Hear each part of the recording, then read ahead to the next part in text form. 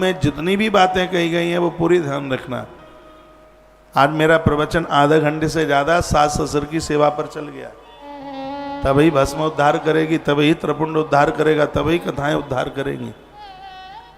हाँ, नहीं तो एक डिब्बा राख ले आओ पोत करके माथे पर, कल्याण हो जाएगा। नहीं, घर में वृद्धों का ध्यान रखना। और बड़ी अद्भुत बात व्यासपीठ से कही गई, इन पुरुषों को टेंशन मुक्त कर दो। देखो, एक बात अभी मैंने बोली थी कि इस भ्रकुटी से लेकर के यहां तक त्रिपुंड या भस्म लगाई जाए, यह बात विद्येश्वर संहिता श्री शिव महापुराण अध्याय नंबर 24 के श्लोक नंबर 85-85 में चर्चा की गई है। भ्रोर मध्य समारभ्य यावदंतो भवे ध्रुवो तावत प्रमाणम संधार्य ललाटे च त्रिपुंडकम। ये त्रिपुंड यहां से लेकर के यहां तक नहीं लगाया जाता। जहां ये भ्रकुटी पूरी होती है यहां से लेकर के यहां तक लगाया जाता है। जहां ये भ्रकुटी के मध्य में, भ्रकुटी जहां ये काले काले बाल दिखाई देते हैं यहां तक भ्रकुटी है। यहां से लेकर के यहां तक इसको लगाने का विधान है। महादेव, महेश्वर और शिव, ये तीन रेखाएं, ब्रह्मा विष्णु और महादेव, त्रिपुंड में इन तीन रेखाओं की बात कही गई है।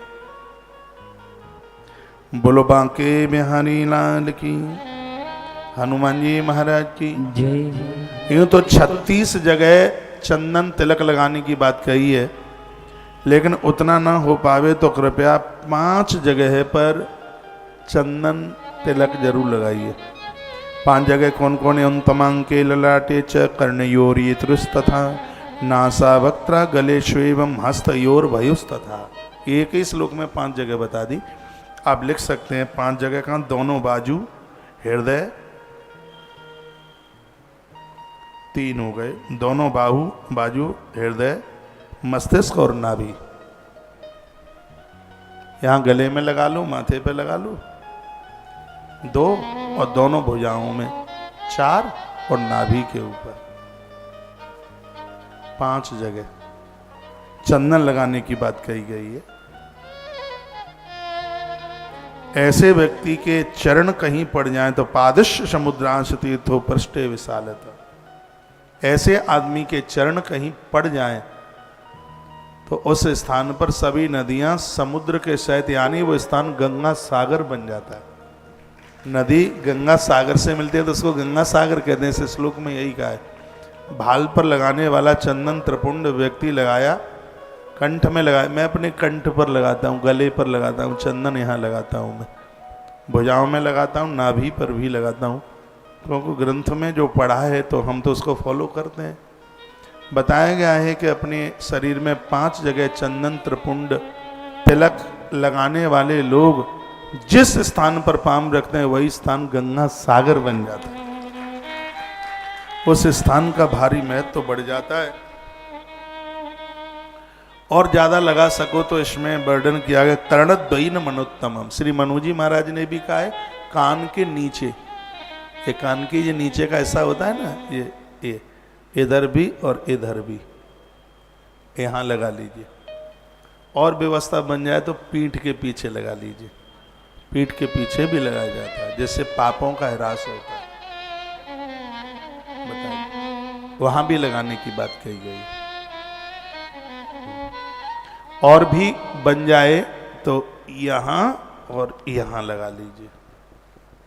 यहां तो लगा ही लिया बाजुओं पर, यहां ऐसे ऐसे भी। तो ये बड़ी अद्भुत बात कही गई है, आनंद हो गया।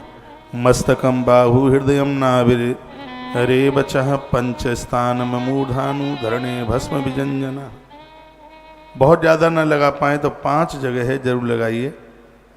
फिर वर्णन किया त्रिनेत्रम त्रिगुणा धारम त्रिदेव जनकम शिवम स्मन नमः शिवायति ललाटे। कुछ भी नहीं आता था, ओम ओम कह करके लगा लीजिएगा। वैसे त्र्यंबकम जयामहि सुगंधिम पुष्टिवर्धनम उर्वारुकम विबंधनात् मृत्योर्मुक्षीयमामृतात्। इसमें लिखा है कि वेद के इस मंत्र के द्वारा भस्म धारण की जाती है।